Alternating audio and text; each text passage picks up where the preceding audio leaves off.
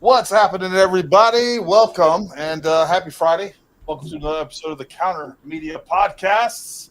I am your host, Gary, and our other co host is wonderful Chris, the Thunder from down under in Australia.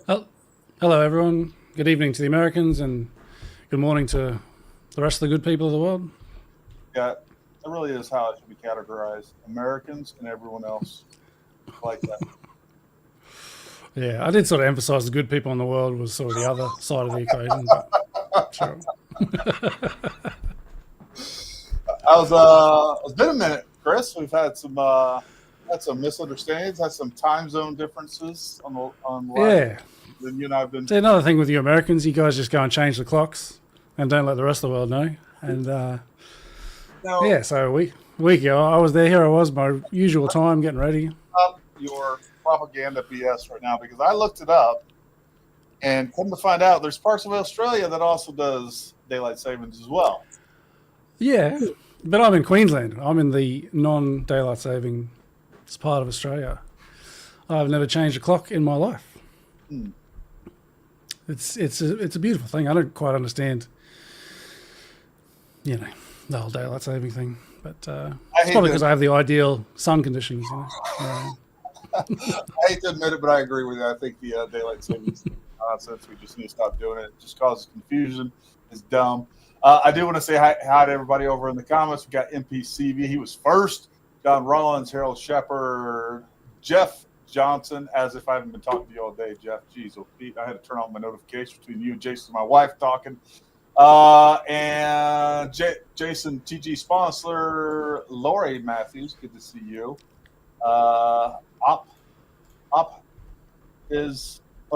Pisbo, AM Atkinson, good to see you. And I saw Chris's mom in here. Leanne Nolan, good to see you. Oh, yeah. Hi, Mum. Thanks for being here. Glad to see you keeping your son in line, keeping an eye on him. Lord knows all the help you can get. And she reminded me to be on time for the show today. So thanks for that, Mum. And, of course, Nub. Don't forget Nub. I think, I'll save that for another thing.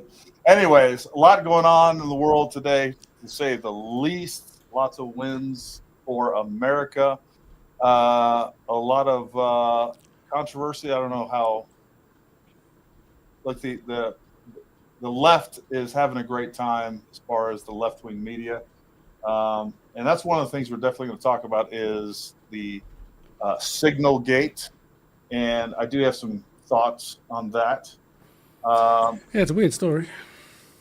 It is a weird story. It is weird. And I'm going to be extremely critical of the Trump administration and anybody that was a part of that. I'll just tell you that right up front because I think it was the wrong answer.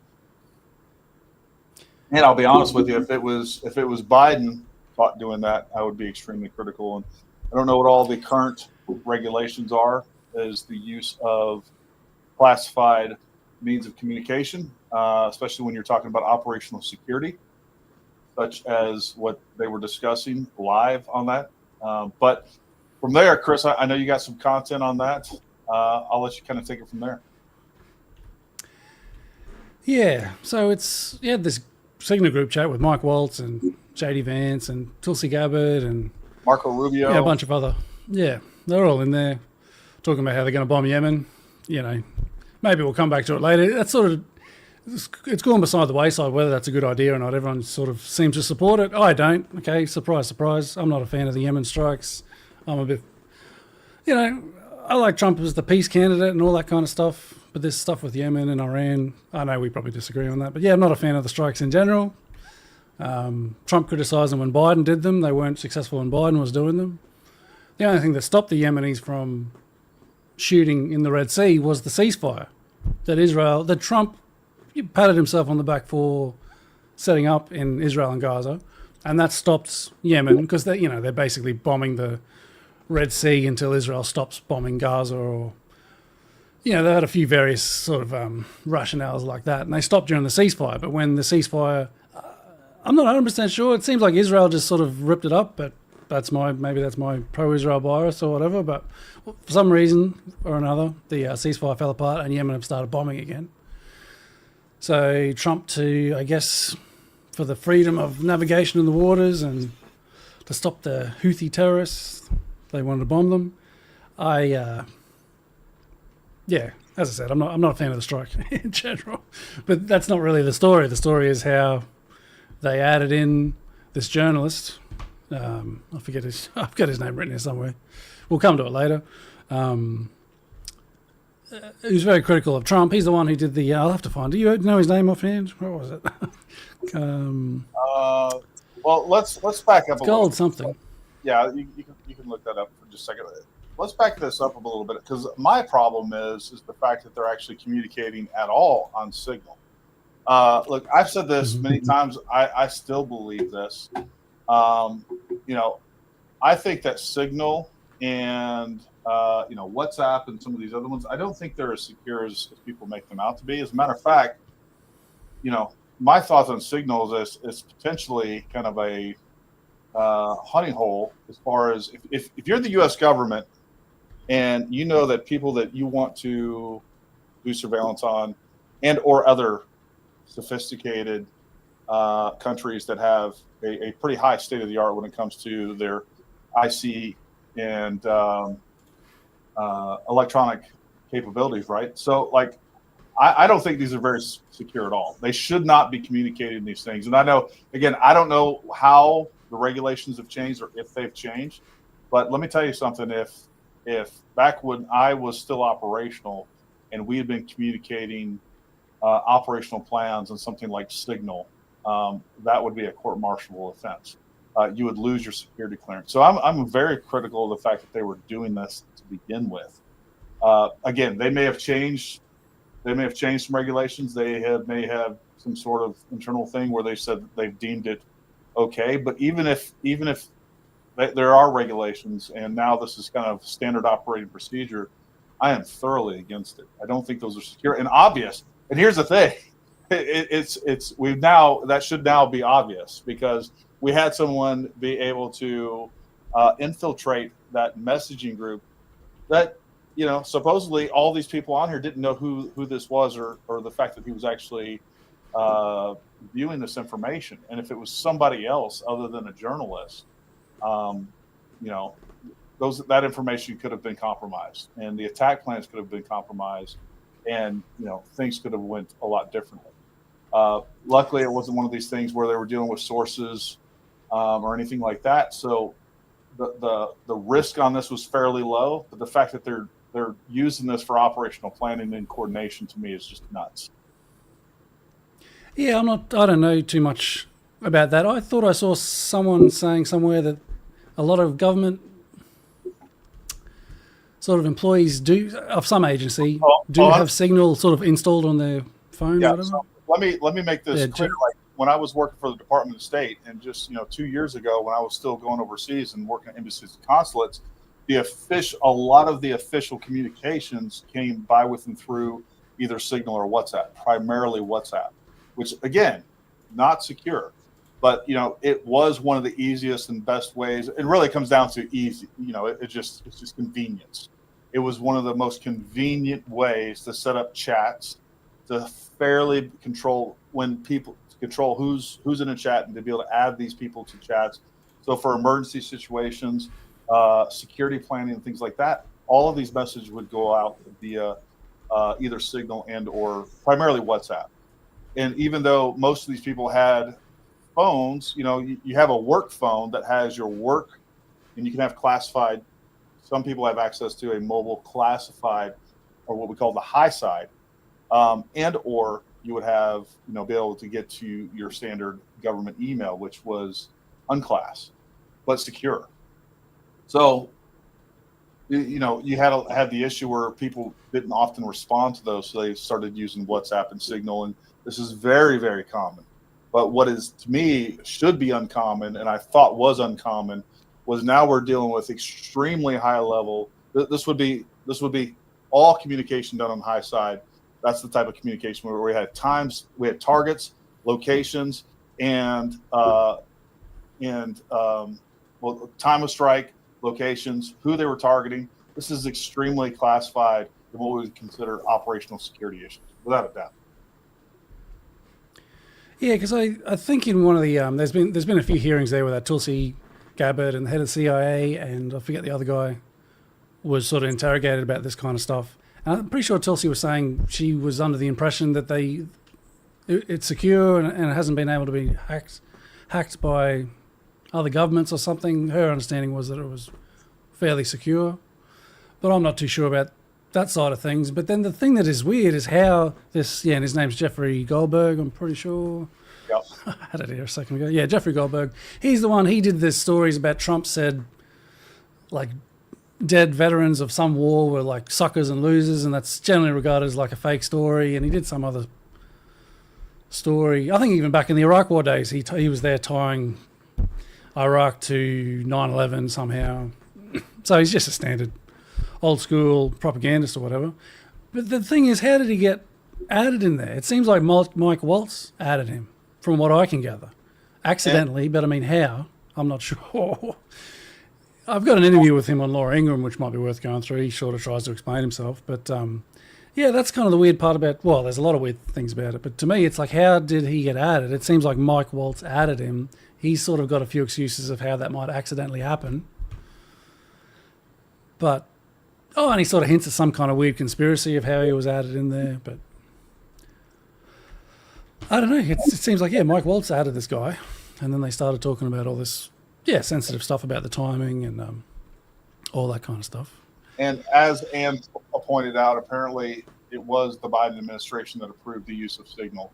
Now, again, the problem with this is you have different levels of classifications. And usually, like, according to actual law, I don't know how the Biden administration would be able to authorize the use. It's one thing to authorize the use of Signal for some communications. It's a completely different thing to authorize the use of something that is high level and what would be considered top secret, the plans and communications and coordinations of an actual military strike.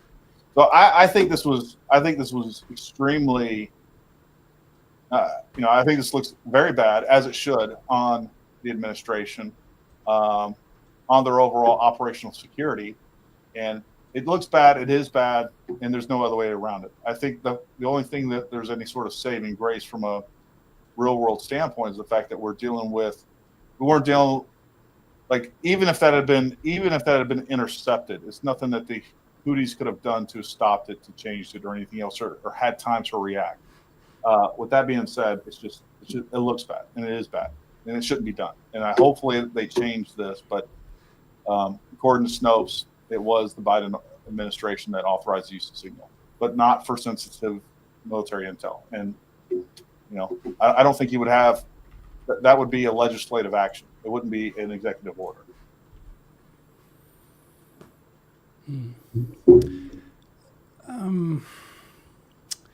It's interesting, like, because the coverage is probably hypocritical. Like the left and the media, they're going kind of crazy with it, as they wouldn't on their side or whatever. Yeah. But there is something there. It's like, because the right wants to sort of, well, I shouldn't say the right generally, but like the people involved and some on the right, they want to dismiss it, and they probably shouldn't. There is, it's embarrassing at the very least. Well, and I was thinking about that even when we were talking about doing this particular, and even the last few days, I'm like, there is a part of you that doesn't want to, if you're a Trump supporter, and I am, all right, so I'm definitely biased not only toward Trump, toward conservative values, toward the Constitution, I'm anti-leftist, whatever you want to call it. And so there is a part of you that wants to, like, I don't know, downplay the seriousness of it a little bit, and you don't want to give them too much ammunition, because I think when you do start comparing, and I think compare and contrast is the way that we judge things, regardless of, it's not about whataboutism, but when we do start comparing some of the scandals of the Biden administration compared to this, we're not even close. We're not even comparing apples to apples. I think it was the Babylon Bee or one of these things. I mean, it said, all Pete Hegseth had to do to stay out of the news was to get 13 Americans killed and to leave billions of dollars of U.S. government equipment and military equipment in a foreign country, in an enemy country. And that's exactly right. Like this doesn't even if the withdrawal from Afghanistan was a 10, all right, this is in the negative somewhere. It's not even comparable. And the fact that the way that the media downplayed what happened in Afghanistan during the withdrawal is sickening. And then now they're acting like this is much worse than that ever was. And that's a crazy way to compare it to. So, there is knowing the operational environment, I guess, it is hard to be almost fair and not pull your punches a little bit on this, but I think that's not the right answer from our side, for sure. Yeah, no, I completely agree. And that's good. Yeah, because I wasn't sure what your take would be, actually, on this one. But yeah, so even Hillary, she responded, "Oh, you've got to be kidding me," as if she's got a leg to stand on to complain about anything, which I found kind of crazy. But yeah, there definitely is, there is a story here. It's kind of a balls up. Yeah, the media are being sort of hypocritical. They won't talk about bigger scandals on the other side and stuff like that. But yeah, it is a weird thing. I mean, it seems like Mike Waltz added this guy there. He sort of played down like how much he I think he said he didn't know the guy or something, but I'm not sure if that's true. I think they might have, someone else said they've been in touch for stories or something in the past. Not 100% sure about plausible. I mean, it just sounds implausible to begin with. I mean, worst case scenario is you added him accidentally, and that just means you're incompetent. So, neither answer is a great one. Yeah, it might be good. I may as well just, because I've got a video here with just the whole group chat. We may as well skim through that before we I have get pictures. to it. Bear with me. You have a video of it. Pull it up. Yeah, I'm not sure. This might be easier. Where are we? At the stage. So yeah, I don't know if it's... Yeah, so Mike Waltz starts off, team establishing a principals group for coordination on Houthis, particularly for over the next 72 hours. My deputy Alex Wong is pulling together a Tiger team at deputies/agency chief of staff level, following up from the meeting in the situation room this morning for action items, and we'll be sending that out later this evening. Please provide blah, blah, blah, blah. Anyway, so they all start chiming in. You got JD Vance, a few others, Pete Hegseth. Where are we? So where are we? Yeah, so JD Vance, I like this. I wanted to touch on this. I agree with JD Vance on this. He had some sort of reservations about this. So he sort of goes, team, obviously talking about the Yemen strike. I'm out for the day doing an economic event in Michigan, but I think we are making a mistake. 3% of US trade runs through the Suez. 40% of European trade does. There is a real risk that the public doesn't understand this or why it's necessary. The strongest reason to do this, as the President said, is to send a message. But I'm not sure the President is aware how inconsistent this is with his message on Europe right now. There's a further risk that we will see a moderate to severe spike in oil prices. I appreciate that, because I do see Trump's message a little bit inconsistent. When you look at Ukraine and then you look at Israel, it's sort of like night and day. And I know they're very different situations, and you can argue these things are fine. But it's like with Ukraine, it's like stay out of it, let Europe deal with it. But when you've got this, like the Red Sea and the trade and stuff that goes through there, and it's mostly European, and it's not much American, for America to step in, I guess he's sort of arguing that stepping in to keep the trade going that'll mostly benefit other countries is inconsistent with Trump getting other countries to step up. But I don't think the sea blockade's the only reason why. Europe trade is the reason America's going in there. It's more to do with Israel, and because the Houthis, they're also bombing the Ben Gurion airport as well, in terms of we're going to keep bombing this. We're going to put a blockade of the sea and a blockade of your airport until I think the latest thing is that Israel has to lift Israel's blocking any food or anything going into Gaza at the moment. And Yemen's saying, we're going to keep bombing you until you let food in. I think that's why America jumped in. Yeah. I don't mean to interrupt you, but I do want to address Spearhead's comment here because the story is happening with or without us, right? And we're definitely not going to be, changing the narrative a lot or anything else. But the fact is that you can't just ignore these things and pretend they don't exist. Number one, if you do that, you're as bad as the left and you're as bad as the mainstream media. And now you're doing nothing but if you're just downplaying it, because it's a big freaking deal. All right, they were violating operational security by giving this much information and the type of information, time, place, and events. That should not be happening on Signal. And just like Jeff said a second ago, I think that they just need to own up to it. And I believe that is they just need to make sure that, hey, look, you know what, we shouldn't have been using this. Now, the reason they're not going to say that is because they are giving more meat to the left, both to the Democratic Party and the mainstream media, which are pretty much one and the same. But I think if you're going to have any integrity, you have to address it, say what it is. But also, I think our job here, and what most people that support Trump, if they're doing any sort of media, both professionally or as a private citizen, I think our job is to give perspective.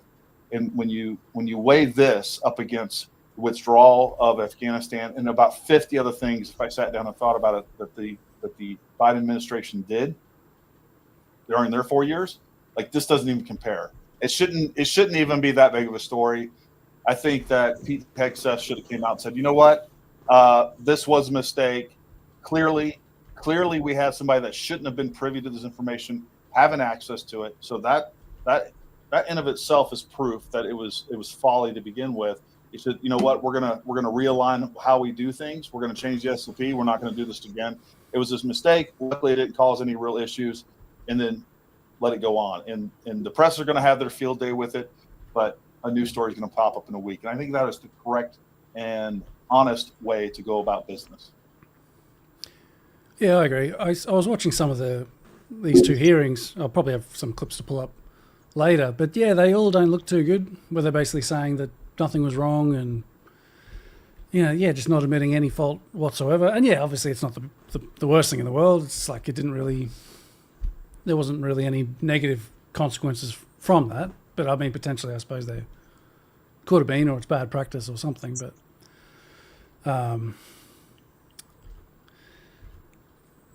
yeah, they should just sign up. I agree. They should just sign up to it and sort of move on. Yeah, and the bad part about it is basically now we have people within the Trump administration clearly lying. When Pete Hegseth looks at the camera and says, "Look, we're not messaging or texting war plans." Well, that's a lie, Pete. You kind of did, and then they want to go and say, "Well, it's not war plans; it was attack plans," and those are different. It's like, come on. Now you're starting to sound like the Biden administration. So I don't like that. Just be honest. Like, you know what? This was a bad idea. We shouldn't have done that. We need to do something else in the future. Yeah, because Tulsi, I'm pretty sure she even said in one of these hearings, she was asked, "Oh, was there anything to do with times?" I think she said no. And then in the follow-up day, she's like, "Well, because then I think in between the two hearings, this Goldberg released all the text, and it showed that it did have the times." So then in the second day, Tulsi had to sort of say, "Oh yeah, I guess I just didn't remember that. It was only 2 weeks ago, But yeah, so it was a bit of a balls up." Well, and that was the thing is when I first saw this and heard about it before I saw any of the messaging details is when I saw Pete Hegseth saying, "Hey, we're not texting war plans," and then Caroline Leavitt later on basically said the same thing. I'm like, okay, clearly somebody's blown this out of proportion. But then when I actually saw the text and I saw the specificity that was included in those messages, like, I'm like, well, that's a problem, guys. Like, A, you just lied. B, this is an operational security violation without a doubt. It shouldn't be happening on. So, I mean, it just makes everybody look bad, and it shouldn't happen.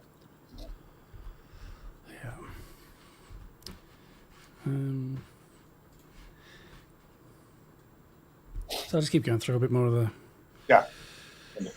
Yeah, so there's John Ratcliffe, the CIA guy there.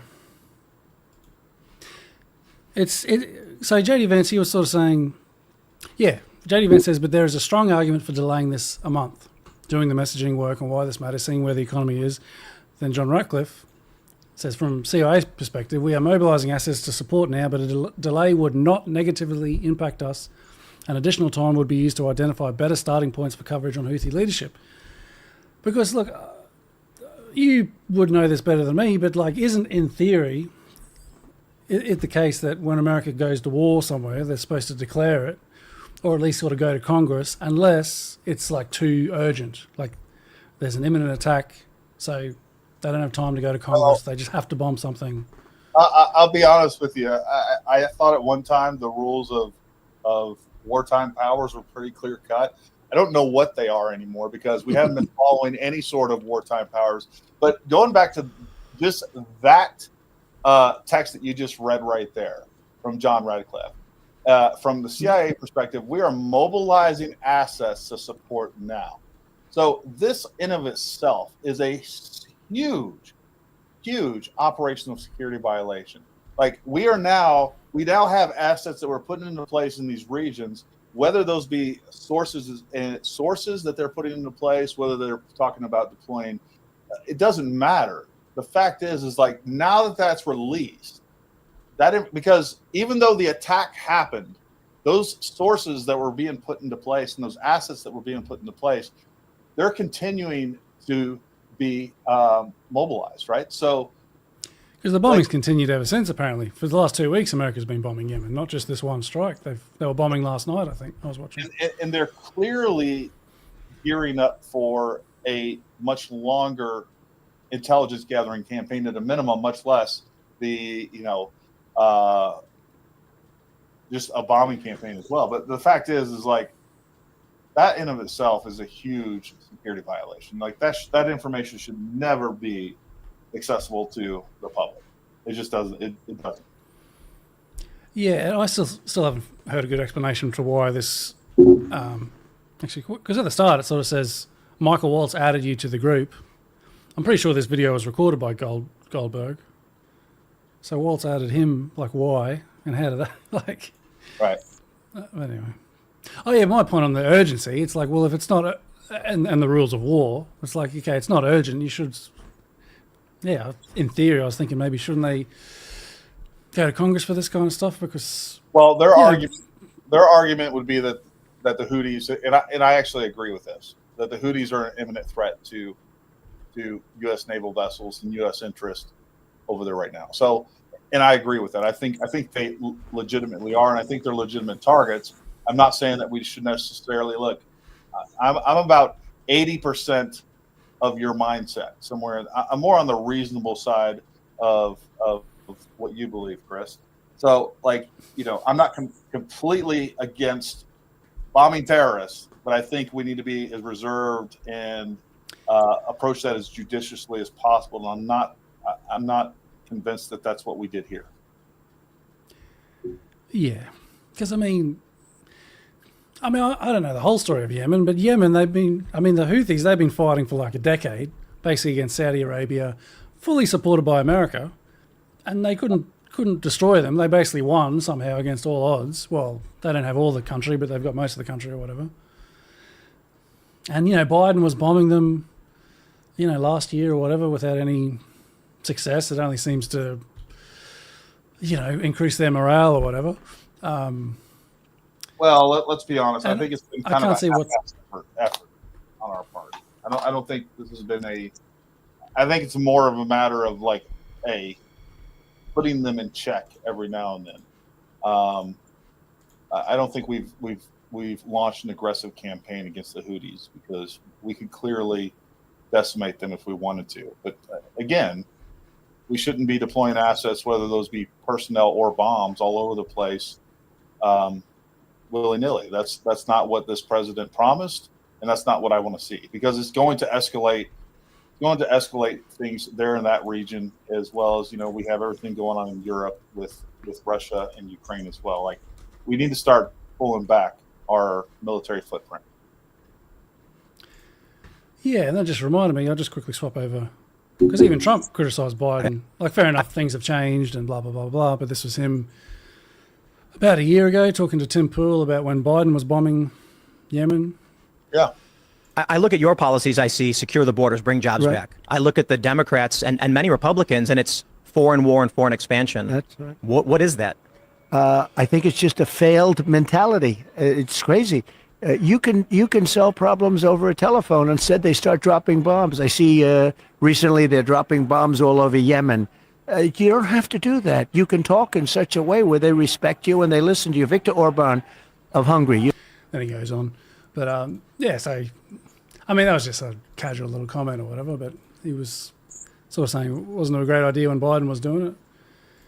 And No, I think JD Vance made the exact point. Like, hey, this isn't necessarily what we stand for. Now, the other problem I have with this is it almost looks like you have the vice president openly contradicting the president, or even questioning what he understands with the rest of his cabinet members without the president being there. So I have some issues with that as well. And folks, I know some of you guys are having a hard time seeing this. Chris, I don't know if you're able to, if you can magnify that on your end.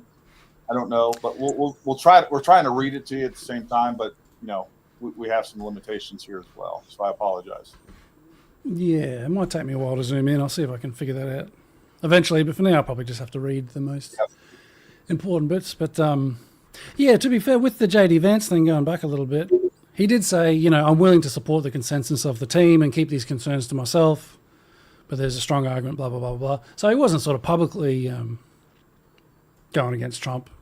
No, It's just, I don't think it was even that big of a deal, but I guarantee you there's some news stories out there that have latched onto that. Again, what you've done is a communication that should be secure, should be private, is now open to the rest of the world, and it should have never been done. It's almost astonishing to me that they're having this conversation on Signal. That's really what it comes down to me. yeah, I suppose that does seem strange. But I mean, if it wasn't for this journalist being added, we wouldn't know about this. I'm not sure it would be a problem. I'm sure there's 50 other conversations with probably even higher level information that has taken place, because I guarantee you this wasn't the first. It was just the first one that was exposed. But again, it's Signal, and it's vulnerable to say the least. If some of the most top secret information that we have, which is current operations, can be exposed or is vulnerable to one incorrect click on a contact, then it's not very secure and it shouldn't be being used. That's my point. Look at you, Chris. Look at you freaking blowing that up for everybody. Yeah, I downloaded a video. I opened it in another window, and then I zoomed in on QuickTime. That's how you do it. Because this wasn't just a simple picture I could zoom in. This was like high level stuff. Anyway. So we're up to. Yeah, once again, there's nothing. There's Joe Kent. It's interesting seeing him here because he's not a huge player. I remember he was running for office, and I think he lost. Well, anyway, Joe Kent is currently. What is his current? He's in the administration.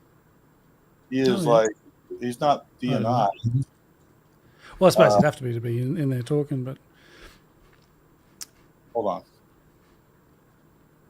I forgot what position he had. But yeah, he's also just reiterating that this isn't time sensitive. We don't have to do it now. There's no huge rush to it. But yeah.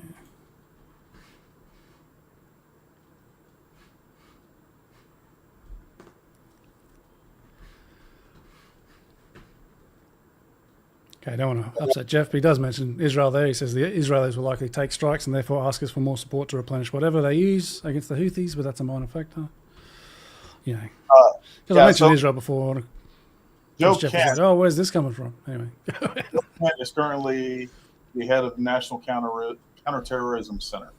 So There you go. I didn't know. Where are we? I was at first group with Joe Kent. We were at first group together. Oh yeah. Yeah, I don't know too much about him. He seems all right. Yeah, Some no, ways, at least. Yeah.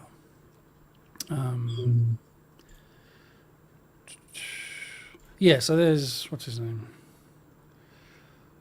So yeah, Hegseth responds to JD Vance's concerns. I understand your concerns and fully support you raising with the president important considerations, most of which are tough to know how they play out. I think messaging is going to be tough no matter what. Nobody knows who the Houthis are, which is why we would need to stay focused on one, Biden failed, and two, Iran funded. Yeah, waiting a few weeks doesn't change the calculus. There's two risks on waiting. One, this leaks and we look indecisive. Two, Israel takes action first, or the Gaza ceasefire falls apart, and we don't get to start this on our own terms. We can manage both. I'm not sure of the timing of this, because this was about 2 weeks ago, I guess. This was just before. The Gaza ceasefire must have fell apart literally the day later, maybe. I'm not sure of the exact dates, but...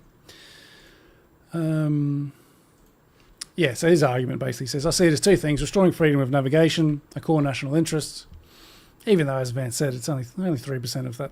I mean, sure, you do want freedom of navigation, but it's pretty small. It's mainly for the rest of the world, basically for Europe and a bunch of other companies. Yeah, to re-establish deterrence. I don't think that's going to work.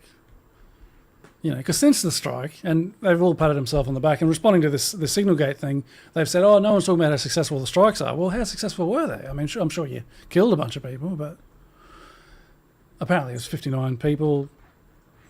These might be Yemen numbers, numbers from Yemen or whatever, from that strike, 59 people.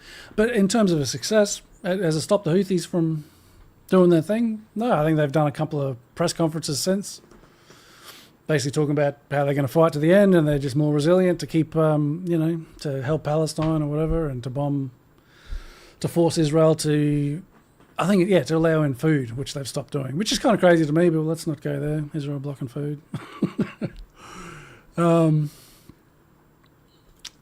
Yeah, I think Walt says something. I won't read all of it, but just talk about the percentages of global and container.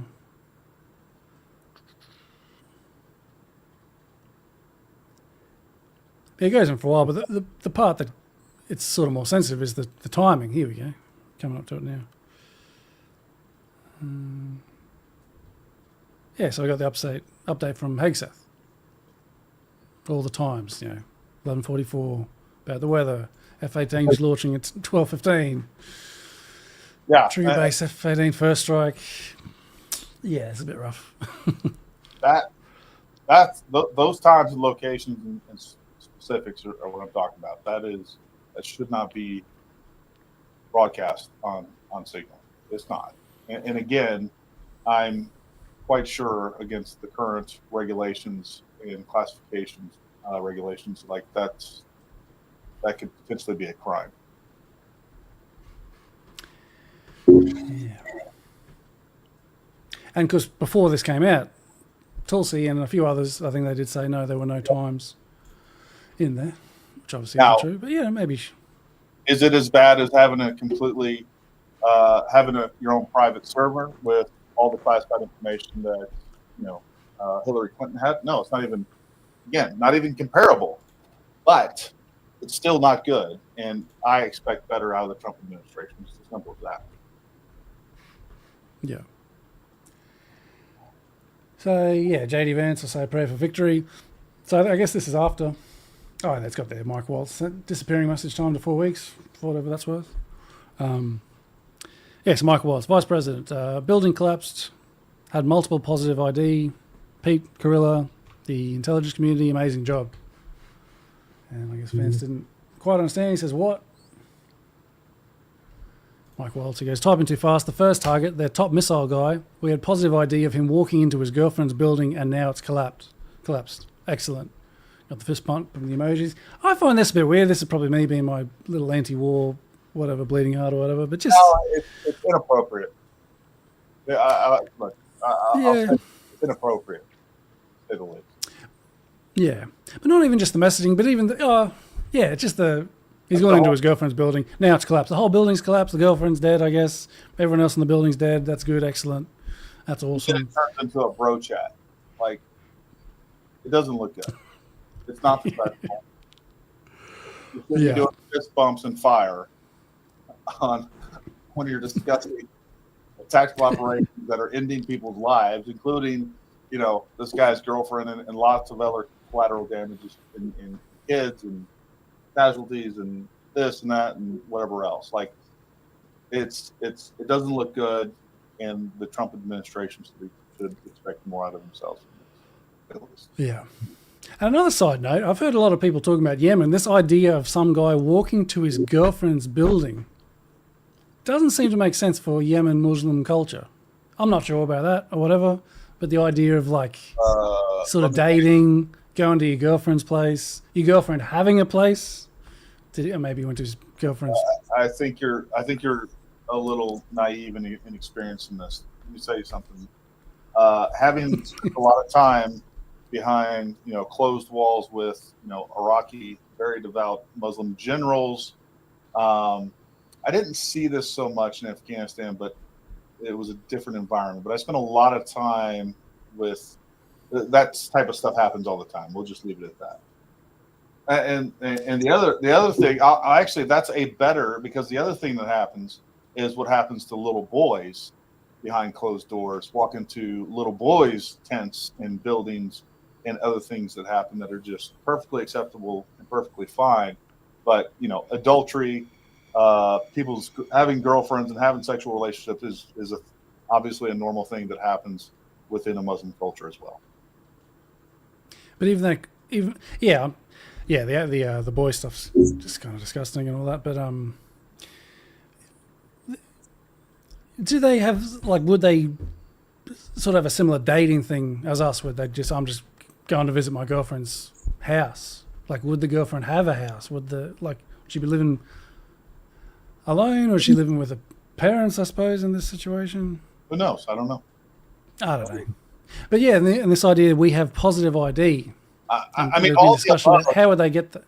Those happen, especially in more Western. There's plenty of, you go to in Jordan, it's very common for it's a very Muslim country, but again, things are much more Western and much more modernized, and not necessarily where a woman is always going to live alone. There's professional women that are living alone, that are doing their own thing, that may or may not be dating. All of those things still do occur. Oh, fair enough. Just a few comments I saw going around, people questioning that. But even with the positive ID, so do they have someone on the ground? Can they do this from the air? They can do that from the air. They can do that with satellites. From the air. Do that with. They probably did it with a Predator drone or another type of drone. Absolutely, they can get positive ID. They can get positive ID through signal intelligence. They can literally see that, hey, this is his cell phone. They can watch him on a map, walk from his building to another building, and it's his cell phone. So there's an array of possibilities there that are all very plausible. Because I haven't gone through all the details of this, but I guess people are talking about in the chat some CIA person was mentioned. And then maybe people were saying, was this like an operative on the ground? And people were saying, the positive ID might be someone on the ground doing it, but I suppose that's not. They could have a source on the ground that's confirming and texting and or calling up and messaging, texting. Like, all of those things are real possibilities. Could be completely signal intelligence, them watching cell phone dots move from one place to the next. They could have a predator there that is literally watching him, time on target, watching one person move, say, hey, that's him. We saw him enter earlier. It came from his car. He left from his house. He went to here. He's in this clothing. And, you can get clear facial recognition with the cameras that we have on those drones at 15, 20,000 feet. So all of those things are real possibilities. They could have a source on the ground confirming it. Oh, yeah, it does say at the top there, had multiple positive ID. I guess that's on the building collapse, I suppose. Oh, no, he's probably still referring to the person. But anyway. Yeah. Move on a little bit. 100%. There could be Everyone, 50 good job. around that are forces.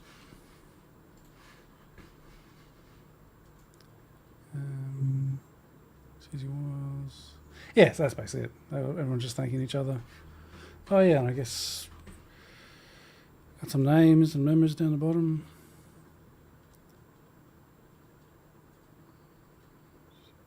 Okay, excellent. So it doesn't have what's his name Goldberg there, does it? Oh. Anyway, that's basically the thing. Not sure what to go to. There is Mike Waltz talking on Laura Ingraham, which is probably worth having a bit of a look at. Yeah. Just play that. Where are we? I saw parts Bear of with it. me.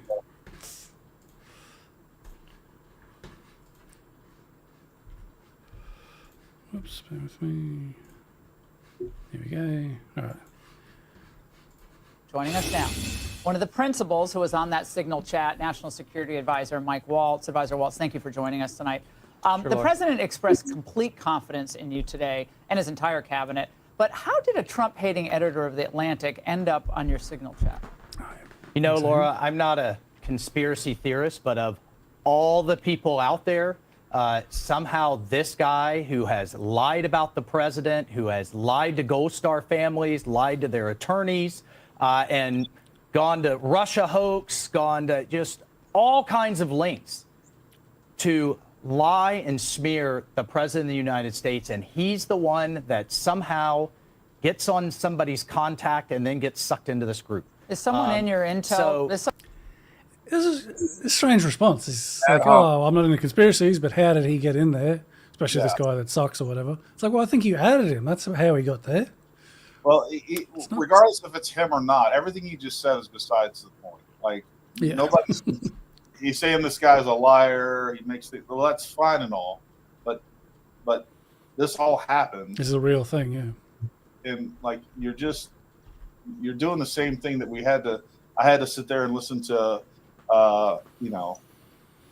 Green Jean Pierre do for 4 or 5 years. Just listen to nonsense and try to defend the undefendable. Like, just own up to it. Say that it was wrong that he get added on there. And if there is somebody that added him on there to undermine the Trump administration, they should be fired immediately. And if it's Mike Waltz, it should be him. Yeah. It's funny because he's sort of hinting that something happened, something leaked in there. So Laura Ingram's response, reasonably, is like, oh, so maybe someone in there is, working to undermine the president or something. But I'm pretty sure he says, oh, no, I have full confidence in my team. Well, what are you even saying then? Yeah. Gets on somebody's contact in the United trying to get sucked into this group. Is someone in your intel? so- Is someone in your intel team trying to cause trouble here? Because that's the scuttlebutt out there. Look, that we there's have someone- people. No, look, this is a great group. The president has a great team. This is not first No, term. your team. I'm not talking Yeah. about the other principals. No. These were principals and a couple of. Yeah, I've seen a few people mention about Wong. He did mention him at the start of that text chain or whatever. But I'm pretty sure I did say in that thing you were added by Mike Waltz. But Staff that we were coordinating, as you saw, having a policy discussion as we went forward, and then just in the days before, what was an incredible strike. Not only did we take out people that the Biden team never could, that we took out headquarters, missile caches, and actually one of the leaders of the Houthi organization. We've since taken out several since, and that's what they don't want to talk about. They don't want to talk about the success here. They don't want to talk about the hostages getting released. They don't want to talk about the Black Sea ceasefire that we just put in place today as the president ends the largest land war in Europe, or the border, or all the over fact the that place, Panama just kicked China out of the canal, and success after that's why success this after is- success. So they want to focus on this. It's embarrassing, Right. yes. We're going to get to the bottom of it. I just talked to Elon on the way here. We've got the best technical minds looking at how this happened. But I can tell you for 100%, I don't know this guy. I know him by his horrible reputation, and he really is the bottom scum of journalists. and I know him in the sense that he hates the president, but I don't text him. He wasn't on my phone, and we're going to figure out how this So happened. you don't know what staffer is responsible for this right now? Well, look, a staffer wasn't responsible, and look, I take full responsibility. I built the group. My job is to make sure everything's coordinated. But how to did the number? execute I mean, I don't mean to be pedantic here, but how did the number? Have get you ever in the had chat? have you ever had somebody's contact that shows their name, and then you have somebody Oh, else's I number never there? make those mistakes. Right? You got somebody else's number on someone else's contact. So of course I didn't see that. Yeah, that was saying- political nonsense right there. That was just bullshit. I mean, there's no other way to say it. Like he's dancing around, misdirecting. It's not even a cogent discussion. I think. Yeah, because I mean, in my phone, everyone's listed name to the right number. He's basically saying, oh, you know, on your phone you have a name and it's got a different number. No. In fact, the only time I heard about that, I was watching some true crime video a few weeks ago, and police were interrogating someone that murdered their wife or something, and there was some affair going on. Anyway, long story short, they had the person they were having an affair with as a different name to hide the affair or whatever. And that's the first time I even really thought of having a name with a different person's number or something. Because did I hear that wrong? That's basically what he's saying, right? He said something about wrong name to But But how number. did the number? Execute I mean, the- I don't mean to be pedantic here, but how did the number? Have get you ever in the had chat? have you ever had somebody's contact that shows their name, and then you have somebody Oh, else's I number never there? make those mistakes. No, never. Like, why? Well, I have. I've saved the wrong number to somebody, but dude, Oh, you're the yeah. national security advisor. I don't know what else to say. You need to vet your freaking numbers that you're throwing onto the Signal chat, and it's incompetence of the worst kind. Like, I don't know those. Like, let's not pretend it's anything but that. So it was either intentional. You are being a scumbag and trying to go behind the president's back and I don't know, undermine him or his operations and his cabinet, or you're just a dumbass that shouldn't be the national security advisor. I mean, it's really as simple as that. If he was my national security advisor and I found out that was indeed the case, that he's the one that, like, he would be fired today, 5 minutes ago. Like, that's what should be done. Yeah, but it still doesn't even make sense with his, wrong name, wrong number. Was he trying to add a different Jeff? I mean, the thing just doesn't make any sense to me, you know? Yeah. And as Right? You got some. Andy points out here, there are other links between him and while you're playing the rest of this, I'm going to look those up because I do know that there are additional links. He's talked to him specifically in person. I believe he's fed him stories before. I'll look that up. Yeah, I think there's something to that. Somebody else's number on someone else's contact. So of course I didn't see this loser in the group. It looked like someone else. Now, whether he did it deliberately or it happened in some other technical mean is Saying it something. looked like someone else. Who? Another Jeff? What Jeff? Yeah, I just don't buy it. Don't really understand this. we're trying to figure out. So your staffer did not put his contact Of course not. information. No, but no, how did no, it no. end Of up course in not. your Well, that's phone? what we're trying to figure out. Okay, but that's a pretty big problem. That if is there, what if there that's are numbers, what we've got the best technical Yeah. minds, right? That's And that's disturbing. where I'm sure everybody. Kind of reminds me when people say something, like they put out a bad tweet or something and they get in trouble for it and they try to say they've been hacked. It's giving me the same kind of vibes. You know? out there has had a contact where it was said one person and then a different phone number. But you've never talked to him before, so how's the number on your phone? I mean, I'm not an expert in any of this, but it's just curious. How's the number on your phone? Well, if you have somebody else's contact and then somehow Oh, it gets someone sucked sent in, you that it gets contact. sucked in. Was there someone else supposed to be on the chat that wasn't on the chat that you thought Just was So on the sucked in, person you know? that I thought was on there was never on there. It was this Who guy. was that? What person? Well, I'm not. Look, Okay. Laura, I take responsibility. I built the group. I mean, fair enough. Maybe it's, No, it's not fair. Classified. He's lying right now. He's full of yeah, shit. he Here. dodges the thing. Yeah, He's full of shit. Lying. And he should be fired. yeah. Um, Yeah. Yeah, I think this is kind of balls up. I've never been a huge.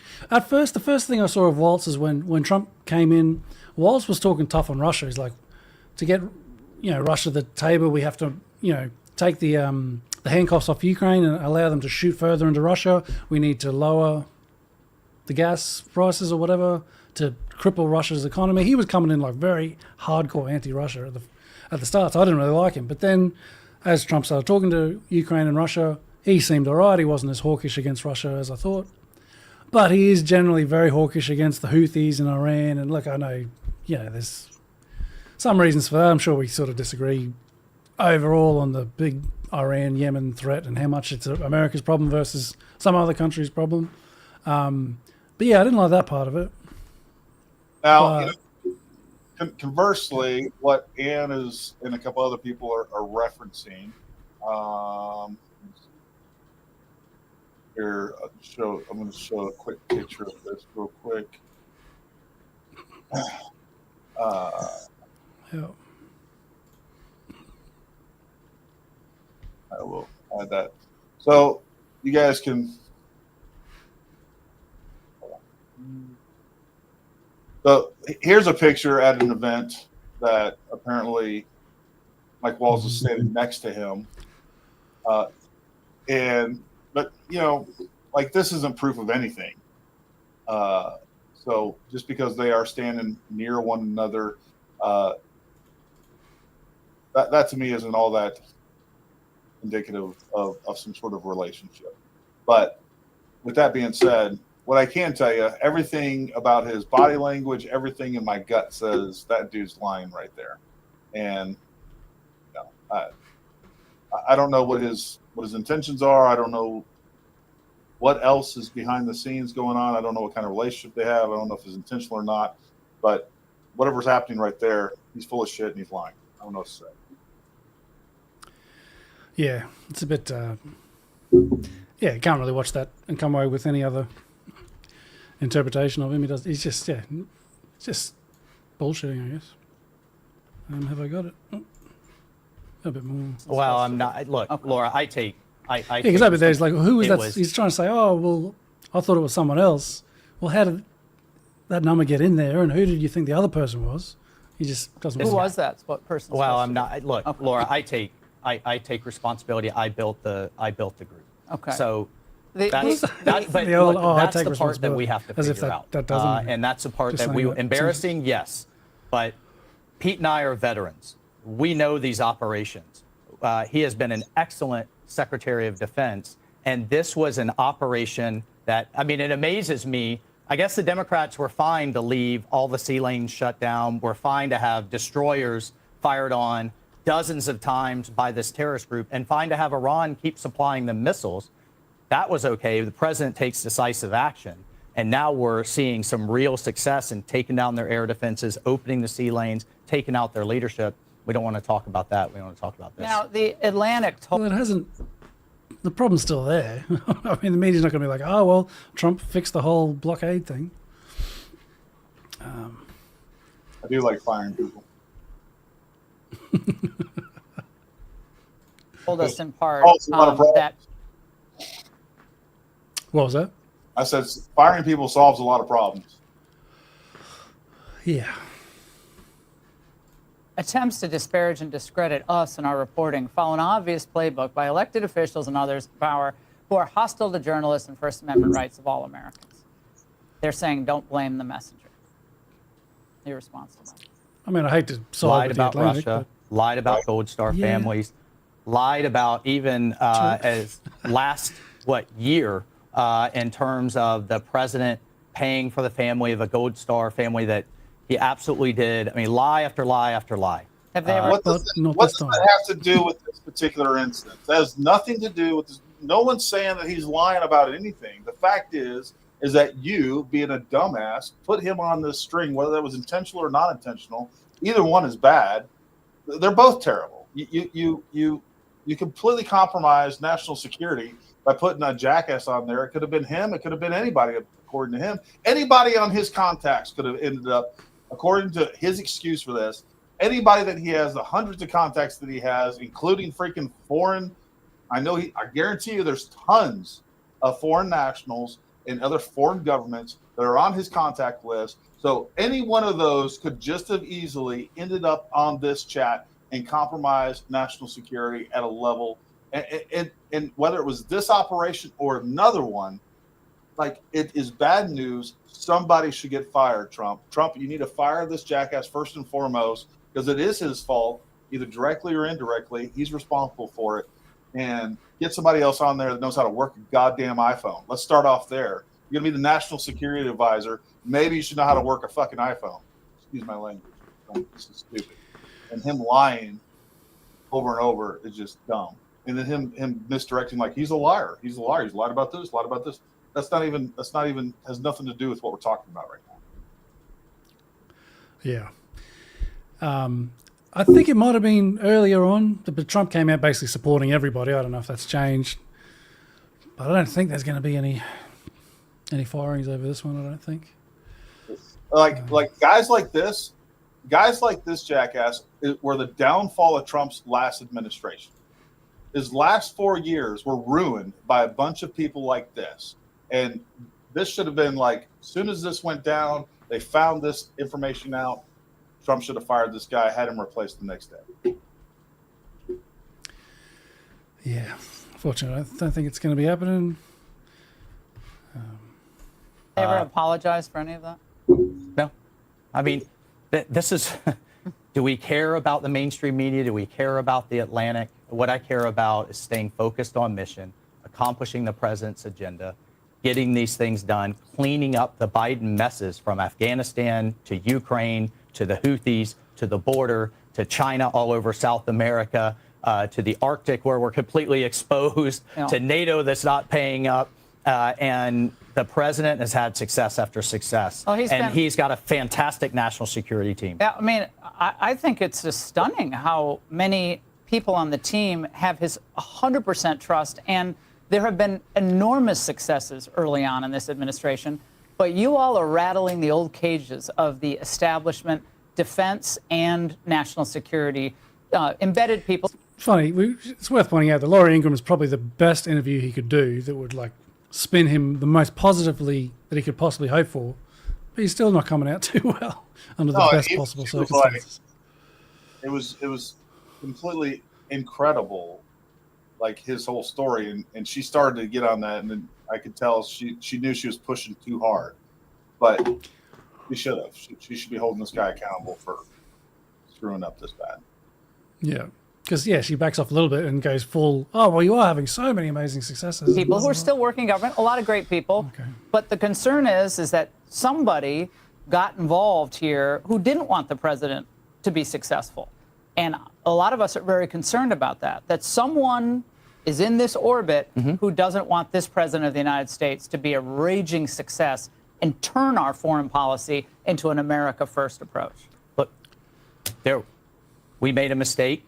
We're moving forward, and we're going to continue to knock it out of the park for this president. Look at what he's gotten done in under 2 months. And I didn't even get going on the economy, on trade, or all of those other pieces. And April 2nd's coming. The DNI, Liberation Day. The DNI was very adamant today and very clear that there was no classified information in this text chat. And the Democrats, of course, are predictably, they're going to jump on this. But should Goldberg just release the other information that he has, because he's standing on this well? So I guess this is before he did. He has since released all of it, which is what we were looking at before. I'm not going to release this information because I have my standards and journalistic standards. Okay, but it's not classified. Yeah, there was a weird back and forth there. At first he said, I can't release it because it's classified. Anyway, eventually it did get released. And when did this interview air prior to the full chat being released? Yep. Oh. Yeah. So that's what she's saying. Oh, should he just release all of it? Which he then did, the journalist.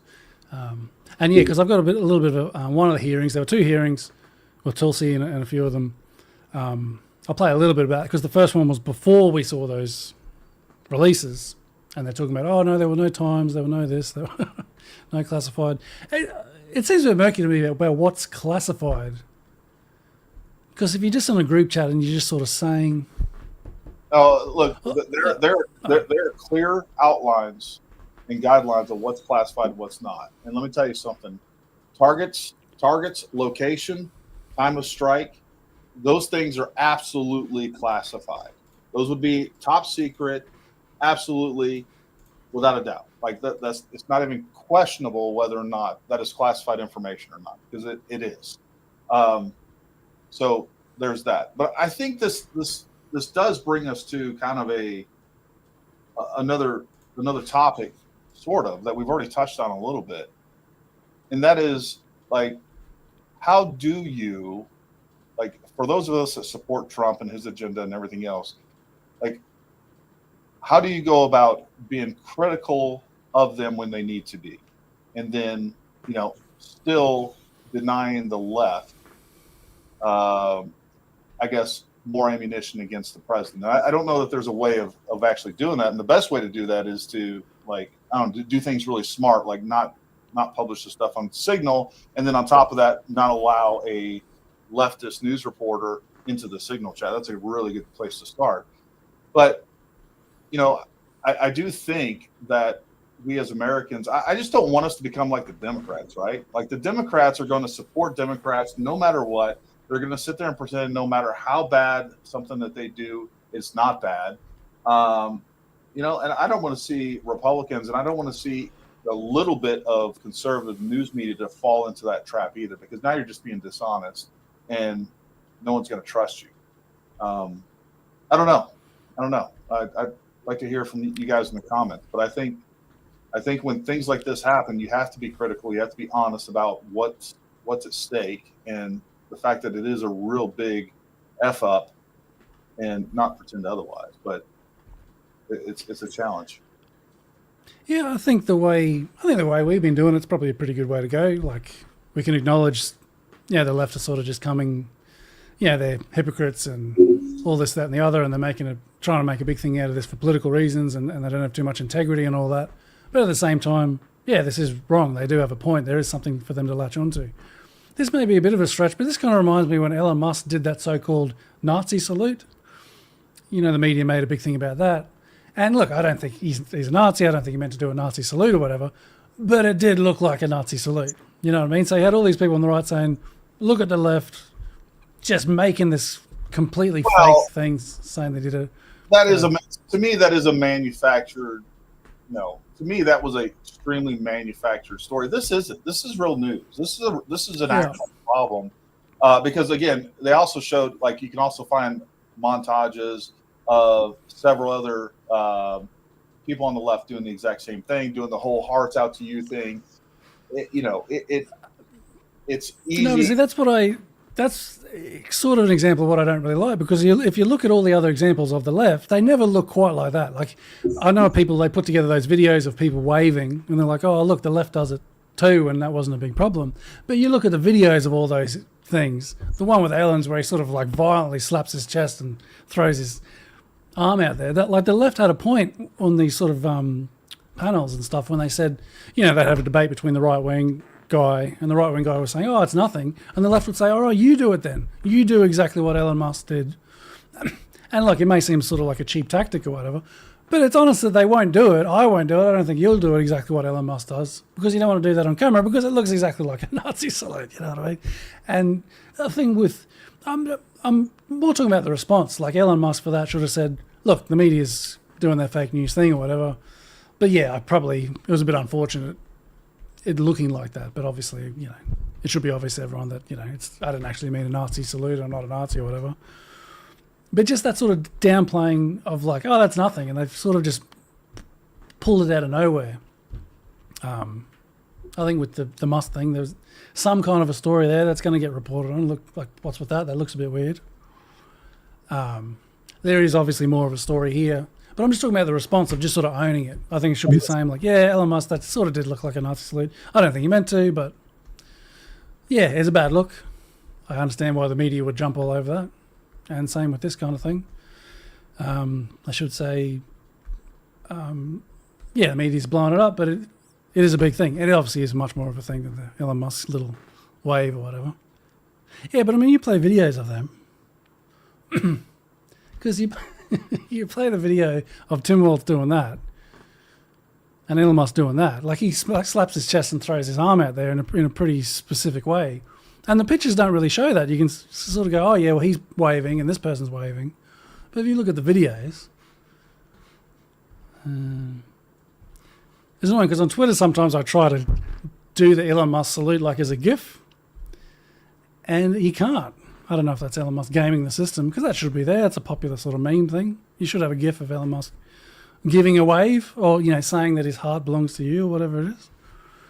Where are we, Musk? It's funny, I wasn't planning on getting into the Muskgate, but let's go there. I think I've got the video. Hang on. Share this tab instead. Can I take over for a sec? Where are we?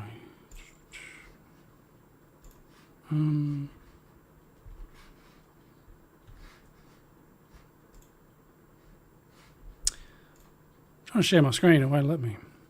Oh, you're not there.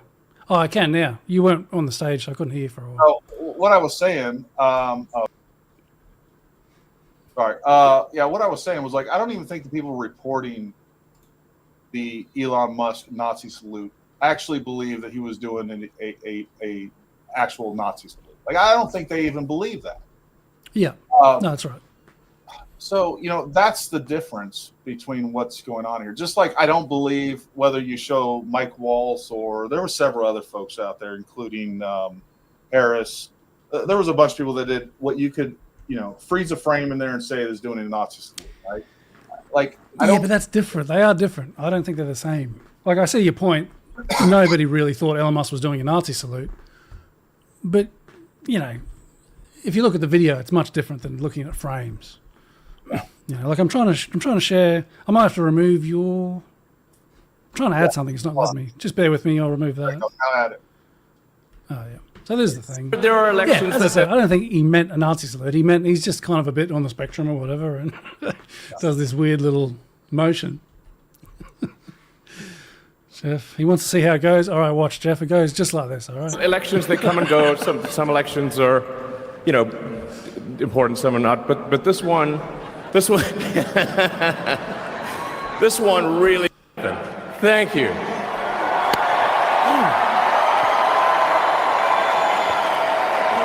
Oh, it's got a certain look to it. Is that a My heart goes out to you. It almost seems like a save. But no, he did mean, my heart goes out to you. But, like, you can't find a video of Tim Waltz thrusting out. Like, intent is everything on this. And we not only does he say it, clarify it, like, we know what he was trying to do. Yeah. It's like, I don't know, if I had something in my hand and now I'm pointing with my middle finger, hey, look over there. And now they're saying, oh, Gary was flipping somebody off. Like, it was an unconscious thing that clearly, within the context of what was taking place, any reasonable, honest person would say, this is not, like, if you were there, you would have thought, oh my God, he just threw a Nazi salute. Like, you have to look at it through a lens of trying to attack this person to even see that to begin with. Yeah. No, I agree with all that. But then going to the response of, oh, it's just no different from other people, Tim Waltz waving or whatever. It is different. You play a video. That way at all. Like, I don't see how it's any different. Like, the intent is there. The intent is very important, but what he actually did and what it looks like and the appearance, it does factor into it. And to sort of be like, I guess, because Elon Musk, people are sort of like, well, why is the media doing this? It's completely understandable. One, for their sort of bullshit political reasons, but two, because it does look very similar. I don't know what difference there is. I don't know. I'll have to get a Hitler side by side or something to see what the exact difference is. I don't think there's too much. But look, the intent is important, and the media were full of crap with all that. And not sure. The overall arching point of this is, like, I don't see a comparison between the stories ultimately, because one is legitimate, one is manufactured. Like, if you want to criticize the Trump administration for having this conversation on Signal to begin with, that's valid. If you want to criticize them for being so freaking retarded that they let a leftist news reporter in on the chat, that's also extremely valid, to the point to where I think Mike Waltz at a minimum should be fired for it. Yeah, they're definitely different in the sense that there is a real story here. There wasn't really a real story here. I suppose I was mainly highlighting the response, because in both cases it's sort of just to just not admit anything. And I understand they're very different. There is a real story with Signal. There isn't really a story here, other than yes, it's understandable why people, especially people that already think Elon Musk's a fascist or whatever, which I don't think he is, but of course they'd be like, oh well, there you go. Well, the thing that I will say, and I actually looked some of this up because I was like, once I saw the Signal, the message traffic, I was like, oh, look, whoever's criticizing this has an extremely valid point. And yes, I think, quite frankly, I think Pete Hegseth just outright lied when he said that they weren't texting war plans. And I was like, well, maybe I'm an outlier seeing it this way. But the fact is they're not just on the left. There's conservative media and those on the right that are criticizing this whole event. And that's something that you wouldn't have seen on the left. That is a difference that I will say right off the bat. Now, what you're seeing from within the administration is a bunch of doublespeak and a little bit of political covering their asses. And I think they have to some extent because of the, just the environment that they're in. But I also think that the right thing to do, and I think would ultimately sway the American people and the people that voted for Trump, would be like, hey, you know what? We could do better. And we should do better, and we will do better. That should have been the response from the beginning. Yeah. You got a super chat for you from Donald J. Skywalker. Thank you, Mr. Skywalker. I loved you. Yeah. And all the Star Wars were great. No, thank you guys for that. We appreciate that very much. Yeah.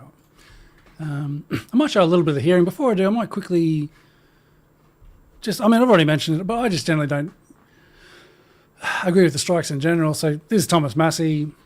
I really like Thomas Massie. We mentioned before he wasn't going to go through with the CR thing to push the the shutdown back or whatever, and Trump was maybe trying to primary him.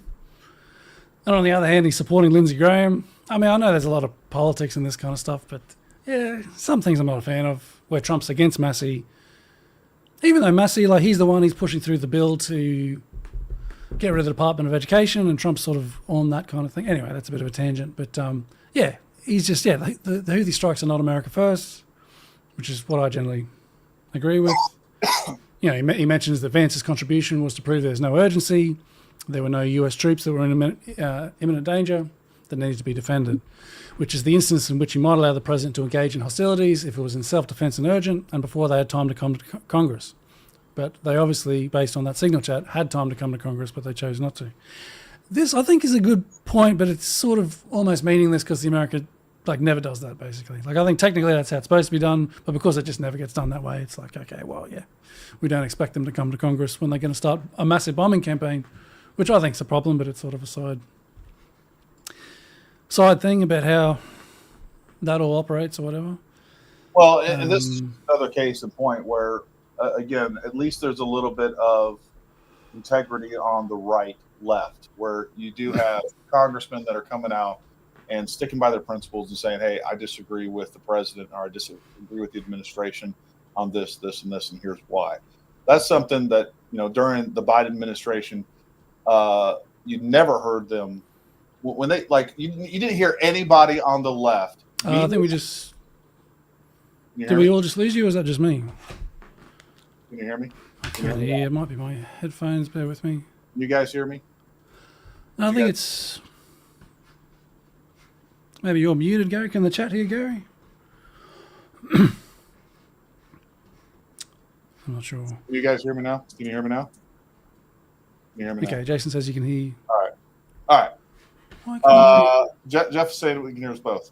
But yeah, during the withdrawal of Afghanistan, as terrible as the situation was, for whatever reason, we didn't see the media. I can't hear you at all. I'm going to come back in. I'll be back in 1 sec. I'll just refresh. Sounds good, Chris. Yeah, but again, as you guys know, we didn't hear the media or other Democrats criticize the Biden administration at all when 13 Americans lost their lives in a horrible, and just a horrible display of stupidity and incompetence during the Afghanistan withdrawal. And that's, I'm actually proud that we have Republicans that still stick by the principles and actually go out there and criticize the president when they need to.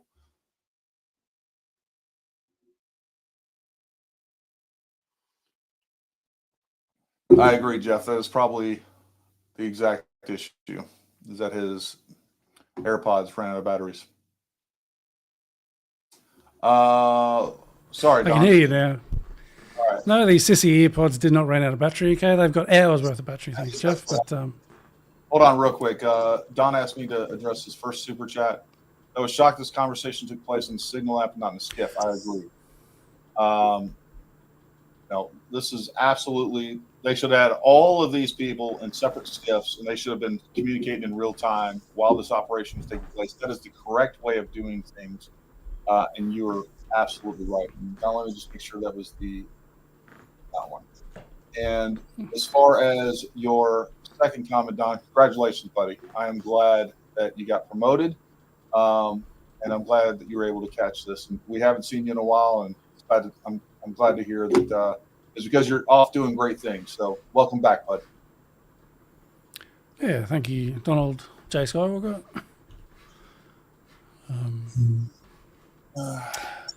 Got a bit of hearing.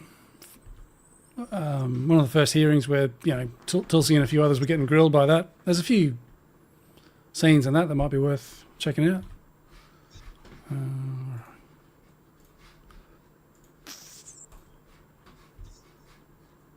Stage. Sorry, It's all the JJ. usual annoying, I couldn't resist. all the annoying Democrat or whatever politicians. They kind of get to be annoying, but they sort of, you know, they waltz, and then they gave them this. They gave them all this ammo. Gotten out, American lives could have been lost. The Houthis had this information to reposition their defensive systems. So I want to get a little more information about this. Director Gabbard, did you participate in the group chat with Secretary? So this was the first day. There were 2 days of hearings. This was before the chats were released.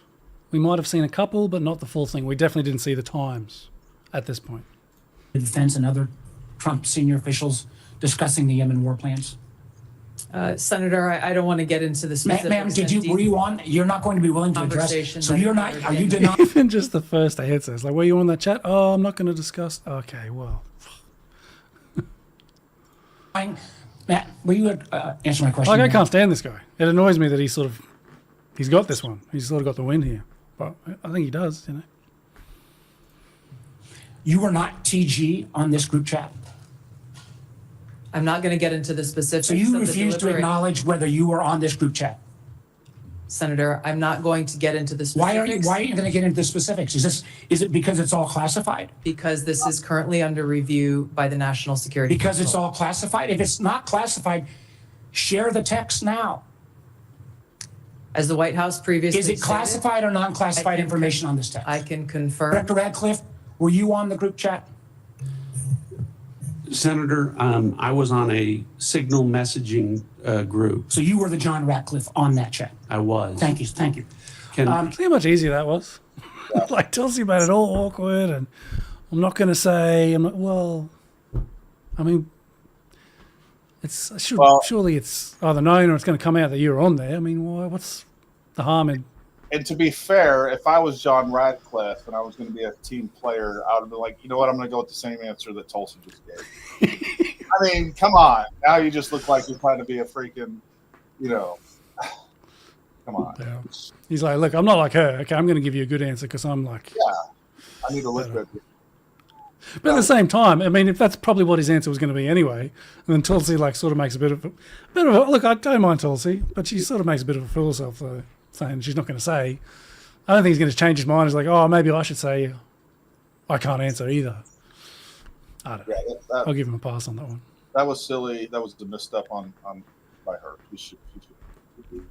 Yeah. But you know what, John? Can I provide some? Could have been a team player, John. Could have just been like, what? Now I got to cover for her dumb ass. You know what? I'm going to stick with the same answer that Tulsi just gave. Could have done that. That'd have been the different thing to do. Yeah, I don't think I would have, to be honest. I would have been like, sorry, Tulsi, you're all right, but I know. I ain't going out like that. Where's your mom at? You see what kind of man you raised? An honest man. An honest man. Thank you very much. Back to a little bit more saying. Some context, Senator, to that? Yes, but I've got a series of questions. Well, but I think it's important because at the outset, you made a couple of comments about signal messaging using encrypted apps. So that we're clear, one of the first things that happened when I was confirmed as CIA director was Signal was loaded onto my computer at the CIA, as it is for most CIA officers.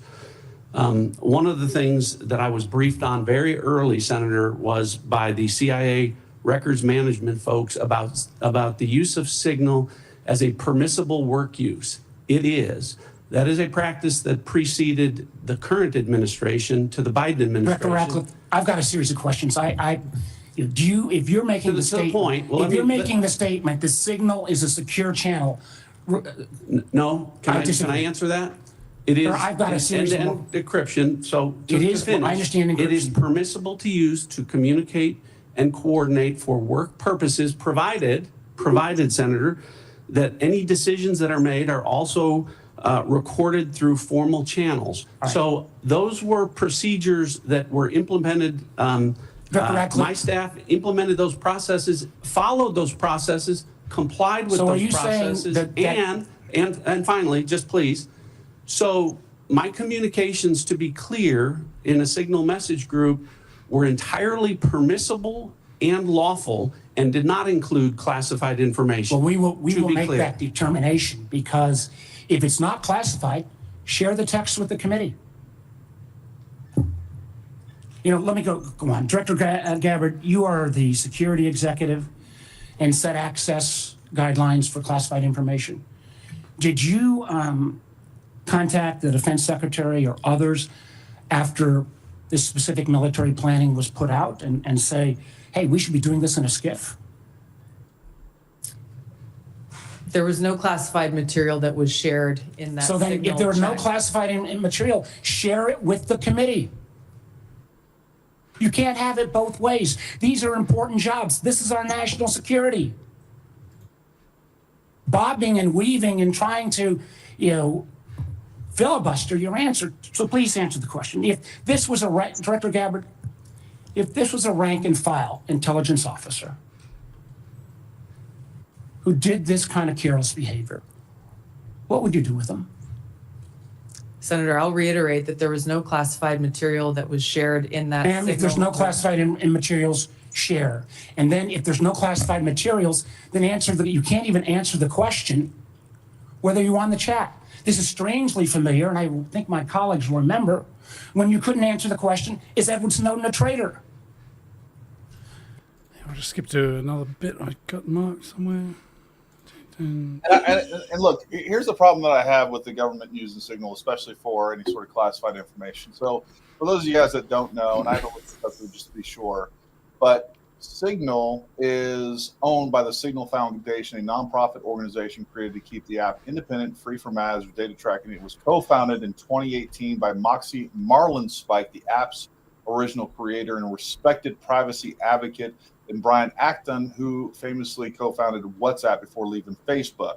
So the point of this is that, Signal is a privately owned company and is only as secure as they say it is, or we don't know other than what they tell us when it comes to. Just because there's end-to-end encryption doesn't mean that they don't have access to that information, and they don't have, and there's not foreign actors that have infiltrated that company and or infiltrated the software, and they're not aware of it. So, I mean, all we can do is take their word for it. And I don't know how much testing that the U.S. government does to see if it's actually secure and how secure it actually is, how secure their coding is, all of those things. So, like, we shouldn't be using this fairly unvetted, and maybe it is, and I don't know. Maybe they've done a lot of testing on this. Maybe there's other things in place that I'm not aware of. But, like, to me, it seems way too vulnerable. And I just don't think the government has control enough of this software to completely say it's secure enough to be even having these types of conversations or any other types of conversations like this that could be sensitive. It could be used against us by foreign actors. Yeah, I think, was it earlier you brought up a comment from someone saying it's crazy they don't have an in-house app for this kind of thing? Like, surely the government could develop their own. Well, you know what? And signals or something? And the other part of me with that is, like, they could, and we can see by what's going on with Doge is, like, they would pay $8 billion for a $3 million app. That's the other part of me that is a little bit like I'm putting myself in a quandary here, right? Because yeah, we can say, hey, you know what, the government should actually build something equivalent, but what'll happen is like it'll be less safe. Unfortunately, it'll be less safe, and it'll cost 50 times what it should cost, and it still sucks, and it doesn't work, and nobody wants to use it. Like, again, if you want the most expensive, least effective product, make sure it's, bought by or built by the U.S. government. That's what you end up with. So I don't know what the answer is. What I do know is that we have a pretty secure email system. We have pretty secure communications from SCIF to SCIF. And if they want these on-target information, real-time on-target information, you know what? They need to get their asses in a SCIF, and that's where that information. Because that's the other thing too is like, who is?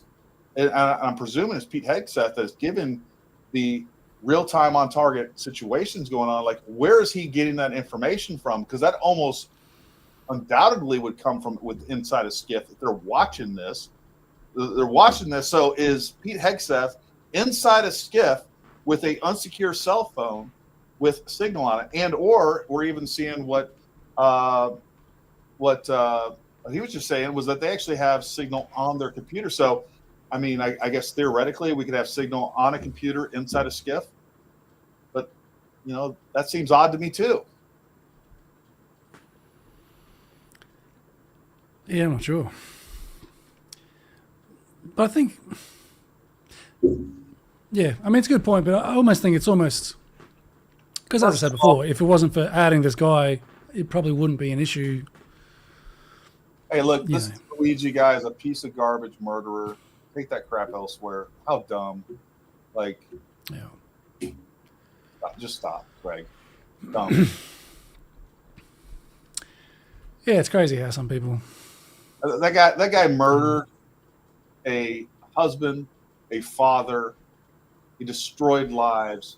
Yeah, I'm against what a lot of what the pharmaceutical industry, the insurance industry, I'm against all of that stuff. And the crazy thing to me with all this stuff is like the pharmaceutical industry is completely in bed with all of the health insurance industries, and the left loves all the big pharma stuff. They want you to get 47 vaccines and get 47 boosters for each vaccine.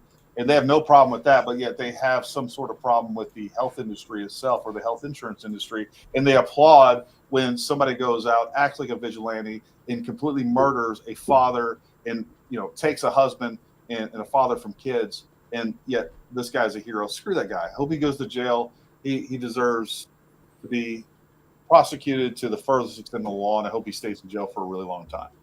Anyways, let's move. Yeah, I agree. Anyways, coming for a bit more blood here a little bit later on from Mr. Bennett here. Your testimony. These people all annoy me, but this is their sort of winning day, unfortunately. Hey, and the secretary and the DNI's testimony is that there was nothing wrong at all with the signal thread that you were on, that it didn't include any targeting information or battle sequence. That is your testimony. That's your testimony. And I'm a little staggered that that is your view, Director Radcliffe. Does the CIA have any rules about handling of classified information? Yes or no? Yes. Thank you, Director Radcliffe. Do you agree, Secretary of Defense Pete Hegseth said this morning when asked by members of the press what had happened, he said this morning in Hawaii that Atlantic Editor-in-Chief Jeff Goldberg is a, quote, deceitful and highly discredited so-called journalist who's made a profession of providing hoaxes time and time again. Do you share that evaluation, the Secretary of Defense's evaluation of Jeff Goldberg as a journalist? Senator, I didn't see those comments. I don't know Jeff Goldberg. So do you share that view of the Secretary of Defense? Well, I don't have a view on. Okay. Do you, assuming that he has that view, I'm curious about whether you are the CIA director, okay? This has happened. We know it's happened. Did Jeff Goldberg somehow, did he create a hoax that allowed him to become part of this signal thread? Please answer the question. You don't insult the intelligence of the American people. Did he invite himself to the signal thread? I don't know how he was invited, but clearly he was added. Clearly it was. Finish your sentence, please. Clearly he was added to the signal group. Your question So is, you don't know that the president's national security advisor invited him to join the signal thread? Everybody in America knows that. Does the CIA director not know that? I've seen conflicting reports about who added the reporter to the signal messaging You think that it's group. perfectly appropriate that there was a reporter added, especially one that the Secretary of Defense says is deceitful, highly discredited, a so-called journalist who's made a profession of peddling hoaxes over and over again. Is your testimony that it was appropriate that he was added to this signal thread? No, of course not. And why Senator, did you not well, call hold on, you? Senator. You are the mischaracterizing my testimony. Good. You answered the question. Let me ask you. When he was added to the thread, you're the CIA director. Why didn't you call out that he was present on the signal thread? I don't know if you use signal messaging app. I do. Not for classified information, not for targeting. Well, neither not do I, for Senator. anything remote. Neither do I, Senator. Well, that's what your testimony is today. It absolutely is not, Senator. Were you not I'm saying listening at the beginning? No. When I said that I was using it as permitted, it is permissible I to agree use. that's your testimony. Yeah. I agree that's your testimony. That goes in for a little while. I got one more spot to jump to.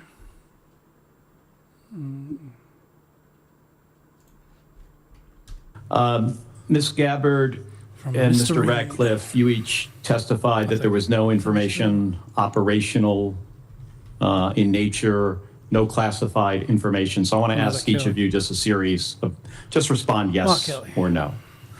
I'll start with Ms. Gabbard. In the signal chain that we have been talking about, was there any mention of a target in Yemen?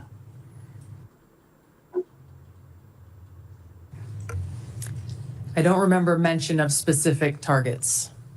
Any generic target?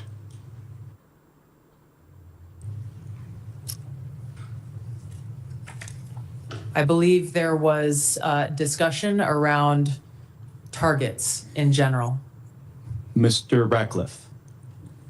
I think that's consistent with my recollection. Again, I don't have access to that. But Was there any mention, Ms. Gabbard, of a weapon or weapons system?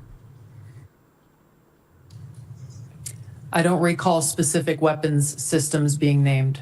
I'm not talking about specific, any weapon or weapon system. I don't That would recall be specific like the names F-18, that'd be a of weapon, systems wouldn't it? or weapons being used or named within the Well, I'm chat. not asking whether, I don't want you to tell me what the specific weapon was, but any weapon at all. Mr. Radcliffe, same question. I don't recall. How about anything about timing? Definitely time. Ms. I don't recall specific timing. Was there any I won't mention? get into the detail of the conversation, but obviously there was a significant amount of planning and internal discussions that had occurred prior to and outside of this Signal chat. Mr. Ratcliffe, you're nodding your head. Any mention of any military unit whatsoever?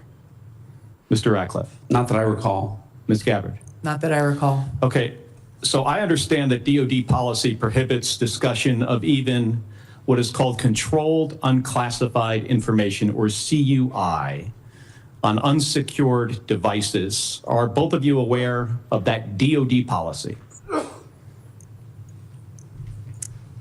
I haven't read that policy. Not familiar with the DoD policy, but I would say that the Secretary of Defense is the original classification authority for DoD in deciding what would be classified information. Ms. Gabbard? That might do for now. Some of the timestamps I had. They had a follow-up hearing again after, because that was all before the messages were released. Real quick, while you're pulling up that other video, I'm going to pull yours off, and I just want to share my screen real quick. Folks, I just finished listening to this podcast for the second time today. And JJ, this is for your comment specifically.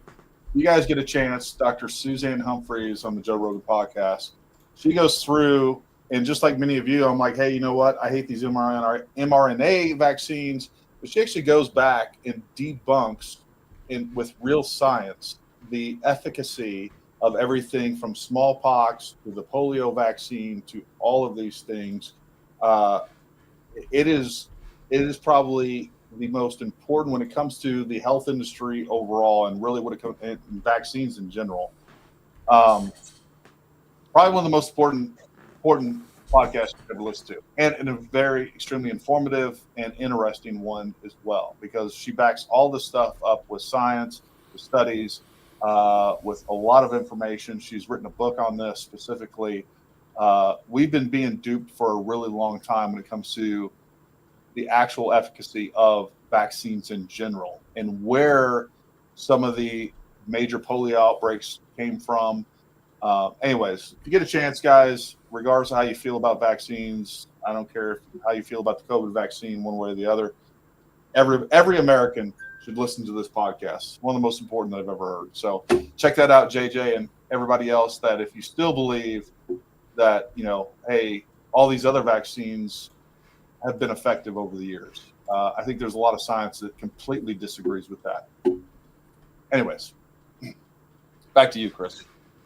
All about Chris today. Oh, sorry. Oh, yeah.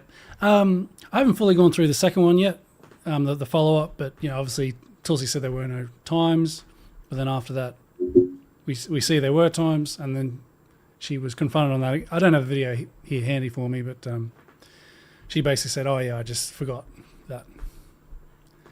Which, I mean, is possible, but I'm not too sure. It's funny, we're probably getting sort of near the end. There's one video I wanted to show. It's a little bit out of left field, but it's somehow, it's to do with Yemen. You know that guy, Jackson Hinkle, the American political guy? I guess he's some kind of communist or something. I never heard of him. Anyway, he's an interesting character.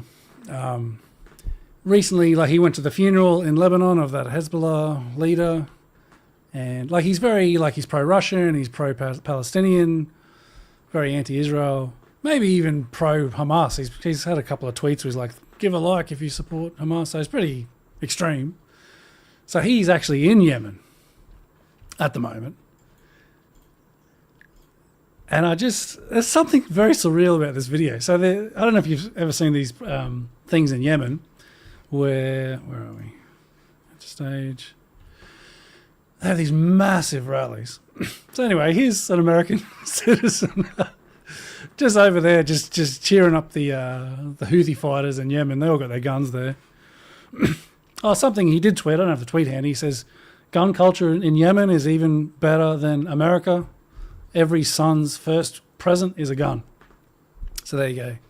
Apparently Yemen's more gun ho than you guys. Anyway. Then no, This is or- just a strange. what What was that? they really don't have a limit on microphones. They clearly got us beat there. Yeah, they're all there. All the good guys. You got China, Iran, probably all kinds of. This reminds me of like North Koreans, their general uniform with all their regalia. They have the same microphones right here. Oh, you mean like Mark Milley? Isn't he the same?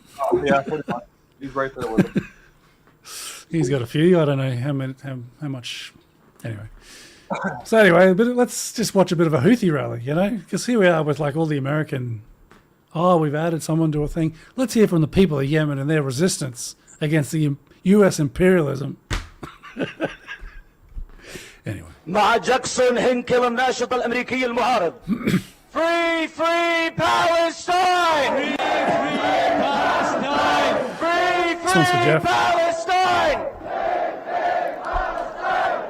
I am so honored to be here. لي الشرف الكبير أن أكون معكم اليوم. I have never met a more courageous people. على الإطلاق لم أقابل شجعانا مثلكم هنا اليوم. America and the Zionist entity fears Yemen more than anyone else. أمريكا والصهيونية والصهاينة يخافون اليمن. Because the people of Yemen fear nobody but God. لأن اليمنيين لا يخشون شيئا إلا الله.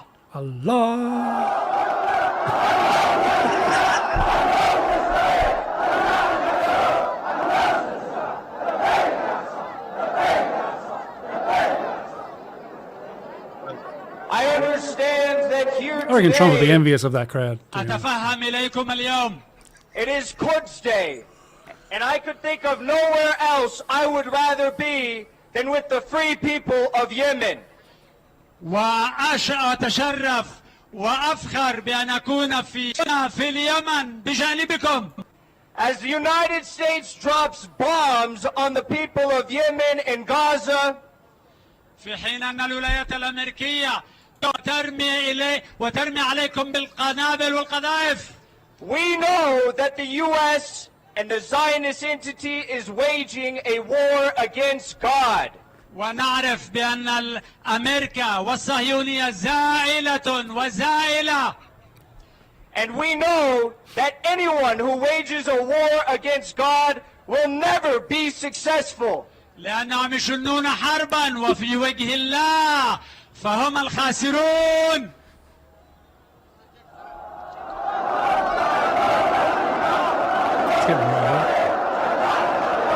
Surprising how well Jackson Hinkle, the U.S. communist, can address the Yemeni Thank you for having me here. Houthi crowd. أشكر Speak their language. استقبالكم لي هنا معكم اليوم في هذه اللحظات.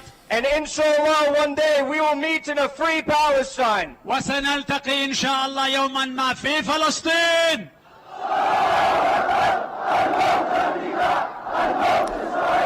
And that's basically it. Just want to balance out the US coverage with a bit of Yemen on the ground. This is who we're fighting now. This is the new war against all those fine people. Besides the salty in my ears with that nonsense, what was the point of that? I just thought it was quite. Well, I just think it's a bit of a trip, just an American, because he went to the funeral of Nasrallah in Lebanon. So people were saying we shouldn't let him back because he's like supporting terrorism or whatever. And now he's in Yemen addressing them. I imagine people are saying the same thing. Maybe we shouldn't let him back or whatever. So I thought that's kind of interesting. And just that he's there addressing all those people. And yeah, they are the people that Trump's bombed. And look, I don't think they're going anywhere anytime soon. This seems like quite a long war, and I wish Trump would stay out of it, to be honest. Well, we're being terrorists. It's real simple. We're being terrorists. And Well, they stopped during the ceasefire until Israel ripped that up. at least force the American government to create a reason to bomb you. Right? That's usually what we have to do. Right? Weapons of mass destruction. Yeah. I don't know. Whatever. See, they're helping you out, you know. Like, it's better thought for the enemies. They're making it easy for the American military-industrial complex to do their thing by giving them that bait. 100%. Yeah. Well, overall, folks, good chat tonight. Yeah, look, folks, you really should check out that podcast. It's a good listen, whether you watch it on Spotify or just listen to it. It's also, I think, it's available on YouTube as well. But it goes hand in hand with the podcast that I did the other night. I'm still in the middle of editing it.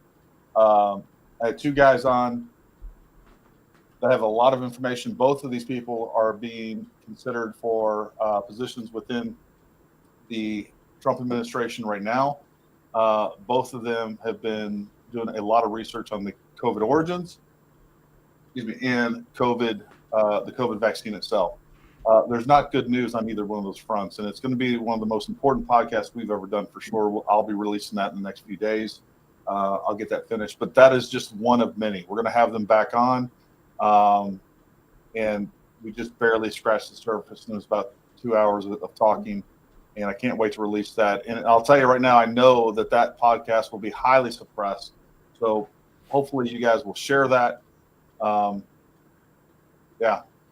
I said, I can't wait to get that done and get that processed and edited and pushed out so that you guys can hear some real truth, what the truth is behind the development of COVID, and then how it is tied hand in hand with the development of the mRNA, and the fact that there's a lot of good evidence now that has come out that not only was the release intentional, but the development of that vaccine was going hand in hand, and it was all part of one big plan. And I think there's more and more evidence that suggests that, and the vaccine itself may actually be more devastating than the COVID virus itself. So anyways, I can't wait for you guys to hear that, and yeah, hopefully you guys will share it, because it's definitely going to be suppressed hard on YouTube and just about everywhere else. All right, folks. Well, Chris, you got anything else for us? No, I think that should do it. I mean, there's some other subjects, but it's probably not worth opening up. I was going to have a bit of a whinge about America deporting those, good old pro-Palestine authors and campus students or whatever, but we don't really have time for that, except for that little sentence, I suppose. Well, don't worry, Chris. Pretty soon you guys will be part of the United States government as well. We'll all be fellow Americans. And I guess I'll get deported because I, said a few things against Israel. You guys will swallow me up, and they'll be like, well, you've got these anti-American values because you've criticized Israel. You'll have to get deported to some other country. I don't know. Well, I'm going to put in a good word for you. We'll send you to Yemen. I think you'll be very popular over there. Appreciate that. I think you'll be up there. That's why I'm here. I'm here for this. You'll be talking to a crowd of millions of armed Houthis. You'll be up on your own platform pretty soon. All right, folks. Well, listen, we really appreciate you all tuning in. Thanks for contributing to the conversation. We always appreciate that. Good times. It's fun to keep serious things light. But thank you guys for everything that you do. Chris, as always, you did a great job tonight. Don't let it go through your head. Thank you. You too. Thanks, everyone. You'll end up back in Yemen before you know it. All right. Until next time, stay armed.